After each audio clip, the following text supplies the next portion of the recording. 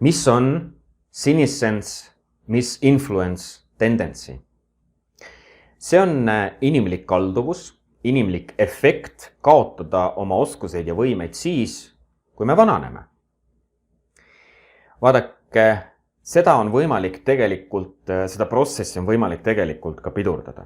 Ja kui me õpime pidevalt ja harjutame pidevalt, siis on meil võimalik vähendada seda efekti.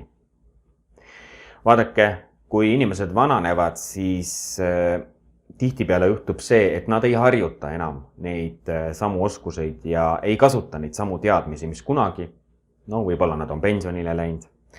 Kuid seda efekti on võimalik vähendada läbi selle, et me ikkagi kasutame oma teadmisi ja kasutame oma oskusi. Toome lühikese näite. Oletame, et meil on tegelane Peeter, tal on 78-aastane sünnipäev ja oma sünnipäeval ütleb ta niimoodi. Ma ei suuda enam jõuda kiirete lahendusteni oma mõtlemisprotsessi ajal. Ma ei mõtle enam nii teravalt ja ma ei mäleta enam mõningaid asju. Aga ristsõnade lahendamine aitab mul hoida ennast teravana.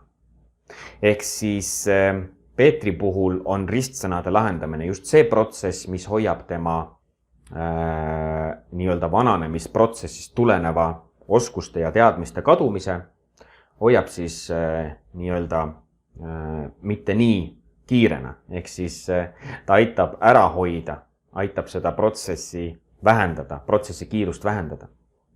Nii et cynicism, misinfluence tendency on üks 25 inimpsühholoogilisest kalduvusest, inimlikust sellisest ilmingust ja selle puhul on siis tegu sellega, et inimesed vananedes kaotavad oma oskusi ja teadmisi. Muide, kui te olete turundajad ja teie sihtrühm on vanemad inimesed, siis kas teie arvestate selle inimpsühholoogilise kalduvusega? Kui te ei arvesta ühegi inimpsühholoogilise kalduvusega, muide neid on kokku 25, selles videos me räägime ainult ühest. Kui te ei kasuta oma turunduskampaaniates inimpsühholoogilisi kalduvusi, siis kutsun teid personaalsele konsultatsioonile, online kohtumisele, kus me saame üle vaadata teie reklaamikampaaniad, üle vaadata teie tunnelid ja hinnata, kas olete piisaval määral kasutanud inimpsühholoogilisi kalduvusi, sest et kui neid mitte kasutada, on suur tõenäosus, et müügitunnelid ja reklaamid ei ole efektiivsed. Nii et kui sind huvitab see teema, siis kirjuta mulle personaalne sõnum ja teeme online kohtumise ja vaatame need asjad üle. Tšau!